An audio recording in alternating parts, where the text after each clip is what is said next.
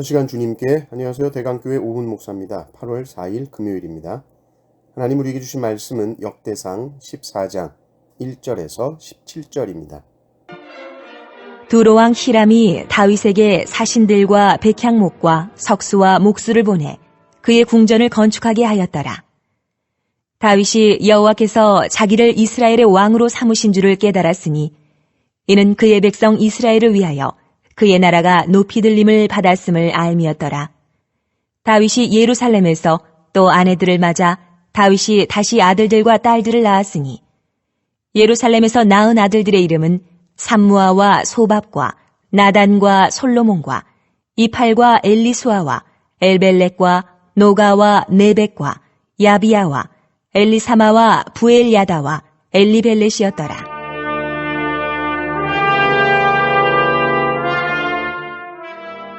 다윗이 기름 부음을 받아 온 이스라엘의 왕이 되었다 함을 블레셋 사람들이 듣고 모든 블레셋 사람들이 다윗을 찾으러 올라오매 다윗이 듣고 대항하러 나갔으나 블레셋 사람들이 이미 이르러 르바임 골짜기로 쳐들어온지라.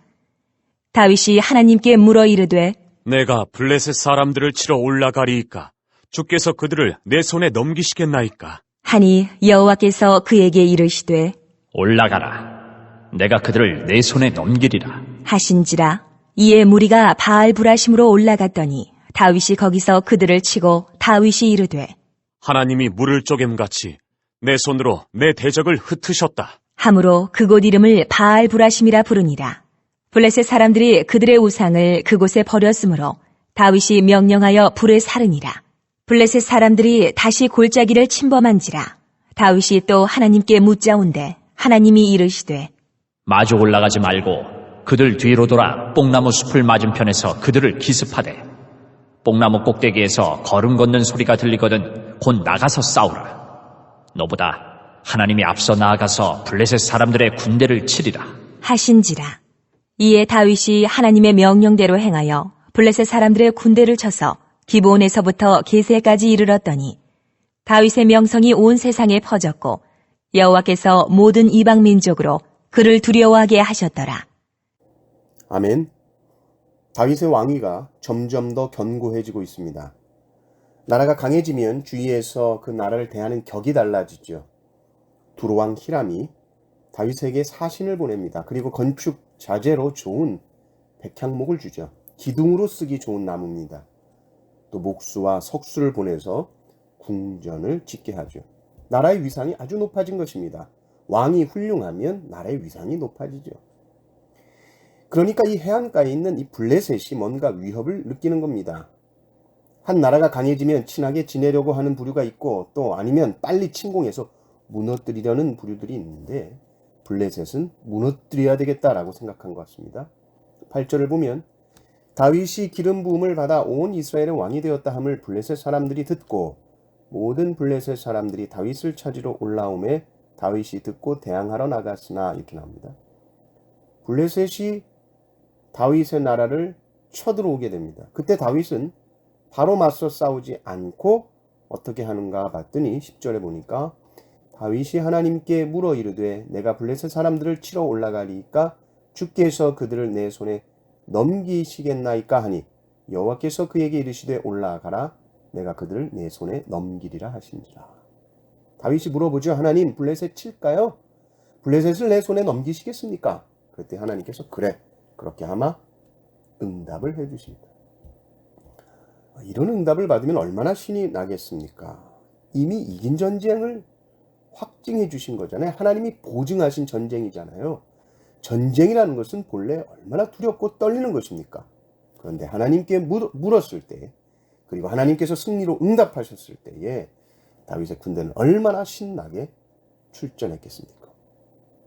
그래서 나가서 싸우는데 하나님께서 물을 쪼갠같이 대적들을 흩어버리시고 그래서 그곳 이름을 바알 브라심, 바알 격파 이런 뜻이죠. 근데 블레셋도 참 끈질깁니다. 13절에 보니까 다시 골짜기를 침범한지라 이렇게 나옵니다.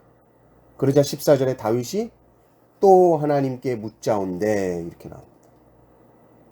우리는 사실 똑같은 상황이잖아요. 그리고 하나님의 뜻이 너무나 분명한 것 같지 않습니까? 일전에 블레셋 치러 가라. 내가 내 손에 붙였다. 하나님 그렇게 응답하셨으니까 이번에도 당연히 그렇게 하시겠지. 그리고 바로 출전할 수도 있잖아요. 그런데 다윗은 또 하나님께 물어봅니다. 하나님 이번에는 어떡할까요? 근데 하나님이 다르게 말씀하시죠. 그러니까 순간순간 묻는 것이 얼마나 중요합니까? 하나님은 오늘 하루 나에게 말씀하시는 거예요. 미리 1년치를 말씀해 놓지 않으세요. 매일매일 하나님을 의지할 수 있도록 하나님은 하루하루 물어보게 하시고 하루하루 살게 하십니다. 14절을 보면 다윗이 또 하나님께 묻자 온데 하나님이 이르시되 마주 올라가지 말고 그들 뒤로 돌아 뽕나무 숲을 맞은편에서 그들을 기습하되 이렇게 말합니다. 이번엔 마주 싸우지 말고 뒤로 돌아 들어가서 기습작전을 펼쳐라. 아주 구체적인 응답을 해주시고요. 15절도 보면 뽕나무 꼭대기에서 걷는 소리가 들리면 그게 신호다. 그때 나가서 싸우라 라고 싸우는 시간까지 알려주십니다. 그러면 너보다 내가 앞서가서 블레셋 사람들 군대를 치리라. 내가 먼저 앞서가서 쳐주겠다. 확실한 승리를 약속해 주시는 것이죠. 그래서 그 결과 17절을 보십시오. 다윗의 명성이 온 세상에 퍼졌고 여호와께서 모든 이방 민족으로 그를 두려워하게 하셨다. 다윗의 명성이라는 것이 어디로부터 왔습니까? 그것은 하나님께 묻는 능력으로부터 온 겁니다. 이것은 하나님을 경외하는 마음이지요. 하나님 앞에서 지극히 겸손한 마음입니다. 왕은 묻는 자리가 아니고 왕은 명령하잖아요. 내 명령에 복종하라. 보통 왕들은 다 그렇습니다. 그러나 다윗은 진짜 왕이 누구인지 잘 알았죠. 내 위에 참된 왕이신 하나님이 계시기 때문에 그분의 결재를 받아야 된다. 그분의 뜻을 물어봐야 된다. 내가 아무리 이것이 확실하다고 생각이 들어도 하나님께 다시 한번 물어봐야 된다. 이것이 다윗의 통치에 있어서 가장 중요했고 이것은 모든 이스라엘 왕이 본받아야 하는 모습이었습니다. 우리도 많은 선택과 또 결정들 오늘도 순간순간 하게 될 것입니다. 하나님께 물어보십시오. 깊이 있게 물어보실수록 하나님께서는 구체적인 말씀을 해 주실 것입니다. 오늘 하루도 더욱 주님 의지하시는 성도님들 되시기를 주님의 이름으로 축원합니다. 아멘.